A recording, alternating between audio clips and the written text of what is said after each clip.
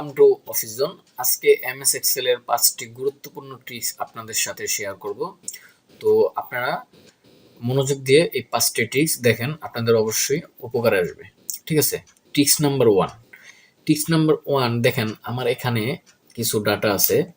এখন আমাদের অনেক সময় প্রয়োজন পড়ে এই ডাটাগুলো এই মিডলে আছে, এই মিডলে যেন আমাদের কোলন দিতে হয় অনেক সময়, তাই না? তখন আমরা কি করি, এখানে ডাবল ক্লিক করে ট্যাব বাটন প্রেস করে বা স্পেস বার প্রেস করে কিন্তু আমরা এভাবে করে আপনার কিন্তু এই কোলনগুলো দিয়ে থাকি। কিন্তু এভাবে করে কিন্তু আপনার অনেক সময় লেগে যেতে পারে, কারণ আমার এখানে অল্প ডাটা আছে, আপনার তখন বেশিও হতে পারে। তো ওই জিনিসটা আপনি 5 সেকেন্ডে কিভাবে করবেন, এই মিডলে আনবেন একসাথে কোলনগুলো, আমি আজকে আপনাদের সেটাই দেখাবো। তো প্রথমে আপনি এই ফুল সিলেক্ট করবেন। সিলেক্ট করার পর আপনি নাম্বার সেকশনে যাবেন। নাম্বার সেকশনে যে এই কাস্টম আছে, এই কাস্টমে ক্লিক করবেন। কাস্টমে ক্লিক করার পর এখানে জেনারেল লেখা থাকবে, এটা উঠিয়ে দিয়ে আপনি যা যা লিখবেন এখানে প্রথমে @ দিবেন। @ দেওয়ার পর আপনি স্টার বাটন প্রেস করবেন, তারপর একটা স্পেস দিবেন। স্পেস দেওয়ার পর আপনি ডাবল ইনভার্টেড কমা দিবেন, তারপর আবার একটা স্পেস দিবেন, তারপর একটা কোলন দিবেন, তারপর আবার ইনভার্টেড কমা দিবেন। দেখেন, এগুলো আপনি ঠিকভাবে দিয়ে আপনি জাস্ট ওকে প্রেস করেন। দেখেন আমার কিন্তু একদম মিডলে কিন্তু জিনিসগুলো চলে আসছে। তো এই ছিল আমাদের ফার্স্ট ট্রিক্স। আচ্ছা, এখন হলো ট্রিক্স নাম্বার 2। ট্রিক্স নাম্বার 2 তে দেখেন আমার এখানে অনেক বড় ডাটা আছে। এখন আপনি চাচ্ছেন যে এই ডাটাগুলো যেন এক পেজে প্রিন্ট হয়।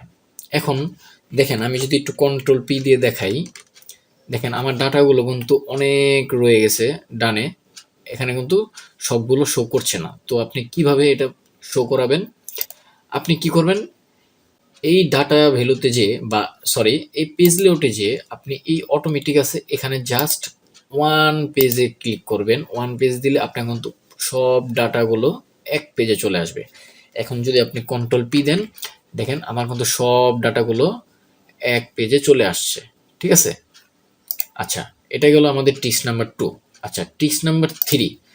ট্রিক্স নাম্বার 3টা হলো, দেখেন আমাদের অনেক সময় যখন আমরা দেখি ফটোশপে ব্যাকগ্রাউন্ড কালার চেঞ্জ করতে হয়, আপনার কিন্তু এক্সেলও আপনি যদি চান ব্যাকগ্রাউন্ড কালার দিতে পারেন।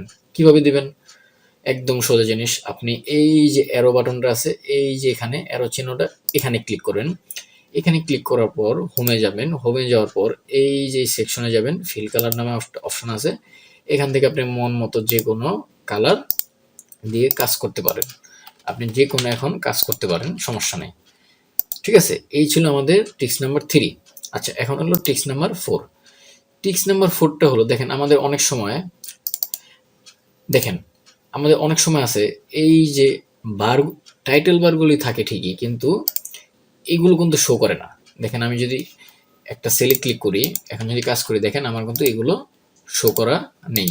এখন যদি আবার দেখেন, আবার যদি এখানে থাকি, দেখেন আবার কিন্তু মানে চলে যাচ্ছে কিন্তু জিনিসটা। ঠিক আছে, তো ওই জিনিসটা কিন্তু আমাদের হঠাৎ সময় কোনো মাউসে কার্সর লেগে কিন্তু জিনিসটা হয়ে যায়। তো জিনিসটা সিম্পল, আপনি জাস্ট যে কোনো একটা বারে ডাবল ক্লিক করবেন, তাহলে কিন্তু জিনিসটা শো করবে। এখন কিন্তু দেখেন ওটা আর সরবে না। ঠিক আছে, এখন যাই লিখবেন সব ঠিক আছে। আচ্ছা, এটা ছিল ট্রিক্স নাম্বার 4। এখন হলো ট্রিক্স নাম্বার 5। ট্রিক্স নাম্বার 5 দেখেন আমার এখানে 3টা কালার আছে। এখন আপনি চাচ্ছেন এই যে গ্রিন কালারটা, এই গ্রিন কালারটা যেন কপি করে এই 2টা কালারও অটোমেটিক হয়ে যায়। তো ওই জিনিসটা আপনি কিভাবে করবেন? আমরা ম্যানুয়ালি কিন্তু এটাকে ক্লিক করে আমি আবার ফিল কালারে গেলাম, মানে এভাবে দিয়ে থাকি কিন্তু। কিন্তু আপনি কিন্তু অন্যভাবে জিনিসটা সুন্দরভাবে দিতে পারেন। কিভাবে?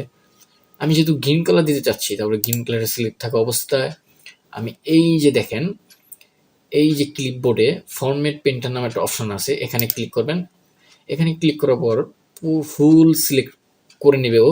তারপর যদি আপনি কোথায় কোথায় এই জিনিসটা দিতে চাচ্ছেন, আমি সেকেন্ডে দিয়ে যাচ্ছি, দেখেন আমার কিন্তু এটা অটোমেটিক এই কালার হয়ে গেছে। আবার আপনি এই ক্লিক থাকা অবস্থায় আবার এই পেনটা ক্লিক করেন, আবার এখানে দেন, দেখেন আমার কিন্তু তিনটাই হয়ে গেছে। তো এই ছিল 5 ট্রিক্স। ঠিক আছে, তো ভিডিওটি যদি ভালো লেগে থাকে অবশ্যই সাবস্ক্রাইব এবং লাইক দিয়ে পাশে থাকবেন। ভিডিও আজ এ পর্যন্তই, সবাই ভালো থাকবেন, আল্লাহ হাফেজ।